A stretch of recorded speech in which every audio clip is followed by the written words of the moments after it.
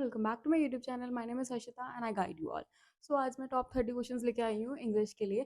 English के लिए लाना कंपैरेटिवली टफ था क्योंकि टॉपिक्स अलग-अलग होते हैं एंड मतलब हर बार थोड़ा-सा एक ही टॉपिक में से दूसरा क्वेश्चन आता है, मतलब क्वेश्चन चेंज हो जाते हैं, है ना? बट मैं टॉपिक लेके आई हूँ इसीलिए and first topic is from last lesson. अब मैंने चैप्टर वाइज़ लगाया है एंड किसी चैप्टर में बहुत ज़्यादा टॉपिक इंपॉर्टेंट है तो उसमें ज़्यादा बोले हैं एंड जिसमें कम है तो उसको कम-कम कर दिए, ठीक है? तो लास्ट लेसन में आपके 3 क्वेश्चन हैं। सबसे पहला आता है सिग्निफिकेंस ऑफ एम अहमद। अब एम अहमद का सिग्निफिकेंस 3 तरीके से आ सकता है। ये 3 क्वेश्चन नहीं है, ये 3 तरीके से आ कैसे सकता है वो बता रही हूँ। देखो, स्टार्टिंग में आ सकता है कि उसने क्या अनयूजुअल कर रखा था, कैसे वो ड्रेस्ड अप था, ठीक है? सेकंड, उसने क्या-क्या बोला था। बीच में उसका पैराग्राफ है कि उसने ये लेसन दिया था, फिर है ना? तो वो। और फिर थर्ड, उसका लास्ट जेस्चर कैसा था, उसने बोर्ड पे ऐसे टैप करके बोला, जेस्चर किया तो जाओ, तो वो चीज़, ठीक है?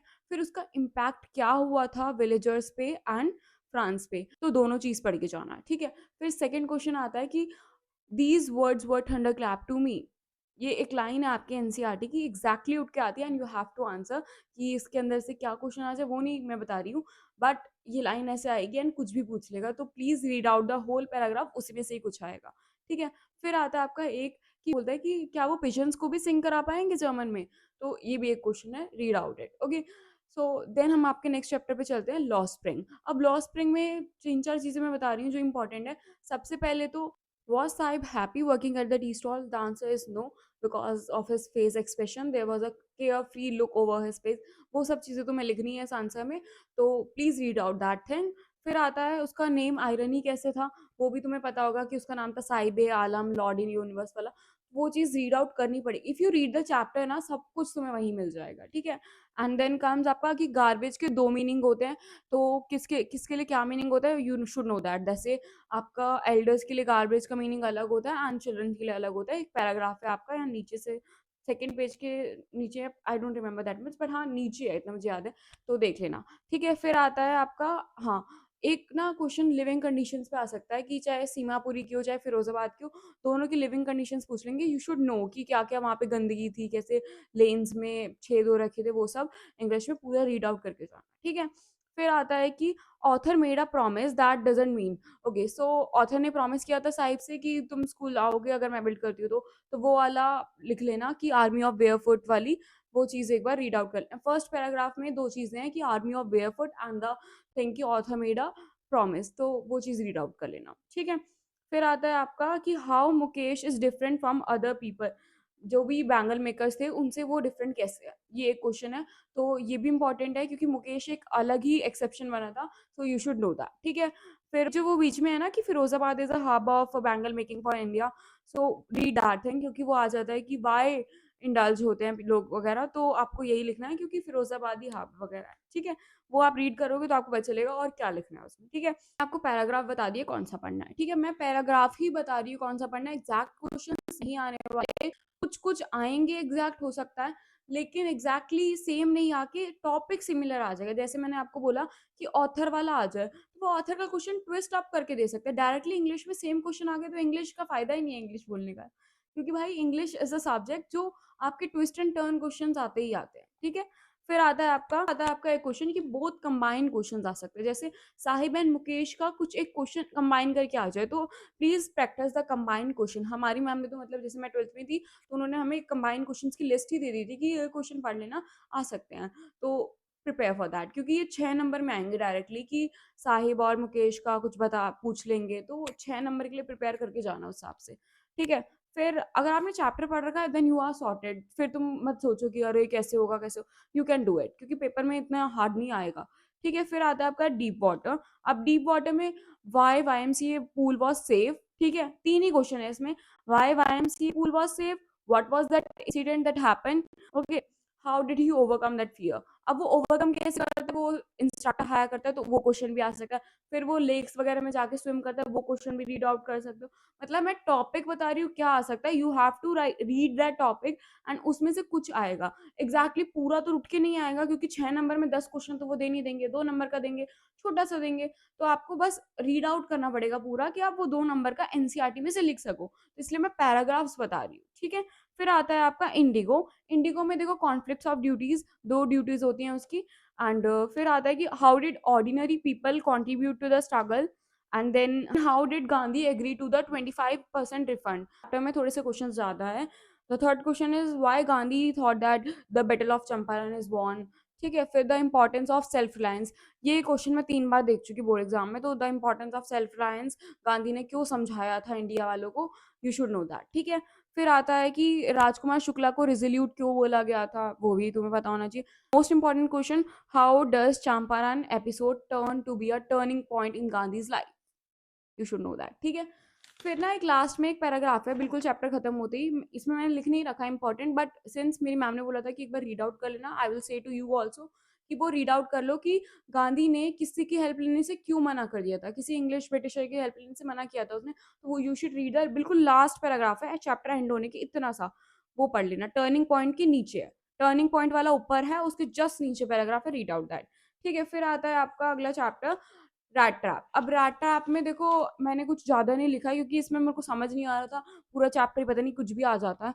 तो 3 क्वेश्चंस लिखे हैं मैंने इसमें भी। How did peddler caught, peddler को पकड़ा कैसे गया था, तो यू शुड नो दैट कि वहां जब गए थे तो पकड़ा गया था, वो जब टेम्पल गए थे तो उनको डाउट हो गया था, है ना, वो पकड़ा गया था इससे। हाउ व्हाट डिड ही से इन हिज डिफेंस, तो यू शुड नो दैट। ठीक है, अब उसने क्या बोला था, तुम सोचोगे वो तो कुछ बोला नहीं था, वो तो चला गया था। नहीं, वो जो उसने लिख के गया था ना, वो you should know that and you should write that. ठीक है, फिर आता है आपका why he act as a captain, and also this question can come, why he thought the world is rat trap, and what was the gift he gave to the daughter, and what does it prove and all the things। so gift का थोड़ा सा वो पढ़ लेना।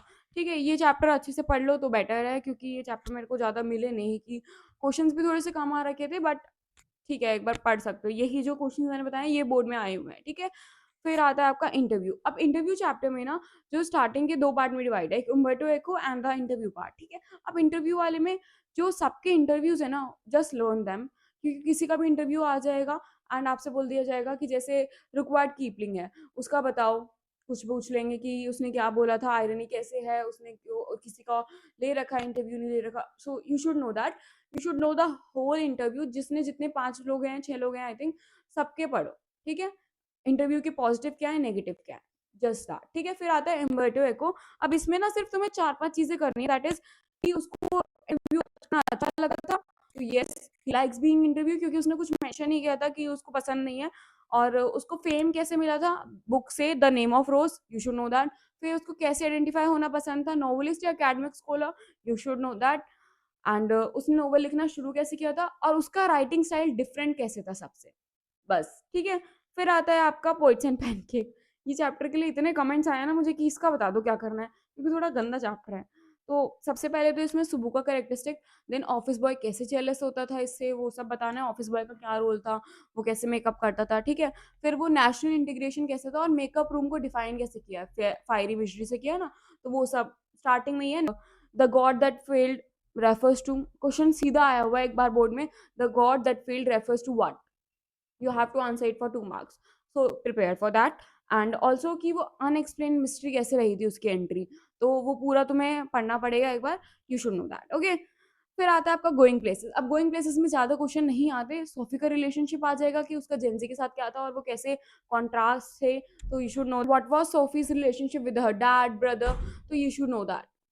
तो वो जो fantasy उसने लिखी थी ना कि मैं अपनी बाइक के साथ घूमने जा रही हूँ बाइक पे, तो वो तुम्हें पता होना चाहिए। ठीक है, फिर आता है आपका थर्ड लेवल। थर्ड लेवल में characteristics of Charlie, what did Charlie realise when he read the newspaper, उसको पता चल गया था ना कि वो कहाँ है जब उसमें उसने डेट पढ़ी थी, सो वो। और फिर आता है आपका कि लोइजा उसकी परफेक्ट वाइफ कैसे है, ये बोर्ड में आया हुआ। फिर आता है आपका टाइगर किंग। अब टाइगर किंग में हाउ दीवान पे क्या होता, 100 टाइगर, एस्ट्रोलॉजर ने क्या प्रिडिक्ट किया था उसके बर्थ के टाइम पे, क्या बोला था, वो सब। ठीक है, फिर why did he decide to marry, and what was the humour कि मुझे शादी करनी है, वो फिर दीवान बोलता है मुझसे, बोलते गन से, जैसे गन से स्वॉर्ड से, फिर वो सब जो ह्यूमर हुआ है ना, you should know the humour, जो वो स्टार्टिंग में भी हुआ है, यहाँ पे भी हुआ है, आगे भी हो रहा है, ह्यूमर पूछ लेते हैं। ठीक है, एंड देन आता है जर्नी। जर्नी में student on the ice programme कैसे सक्सेसफुल था, बहुत इंपॉर्टेंट है। इंडिकेशन वाइल विजिटिंग अंटार्कटिका, वो जो जैसे जा रहे थे कितने टाइम लगा था, अंटार्कटिका पे पहुंचते ही उनको क्या दिखा था, मतलब कैसे रिलीफ लग रहा था, वो सब।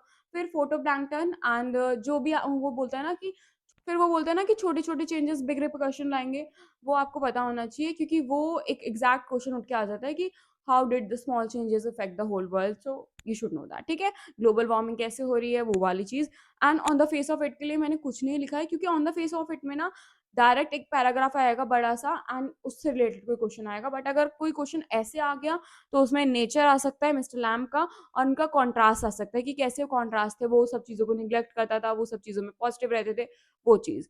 फिर आता है मेमोरीज ऑफ चाइल्डहुड में, जस्ट चैप्टर रीड आउट कर लो, क्योंकि इस चैप्टर से या तो आपसे ऐसा क्वेश्चन पूछा जाएगा कि वो बोलता है ना कि कास्ट सिस्टम होता है, ऊंची जाति नीची जाति, ऐसा कोई क्वेश्चन आ जाएगा कि बामा और उसके ब्रदर क्या डिस्कस कर रहे थे, या फिर वो जो जिसका जेड काला सा ने बोला था then I lost my spirit, वो आ जाएगा कि क्यों उसने लॉस करी थी अपने spirit. And success is the best revenge, जिसका जेड काला सा बोलती है। आई थिंक मैंने गलत बोल दिया कहीं पे, वो करेक्ट कर लेना नेम। हाँ, तो success is the best revenge जिसका काला सा क्यों बोलती है, क्या कैसे बोलती है, तो वो सब चीज़ें तुम्हें पता होनी चाहिए। एंड उनका बॉन्ड कैसा था बामा और अनन का, मैंने यहीं पे उल्टा बोल दिया तो वो देख लेना वहाँ पे।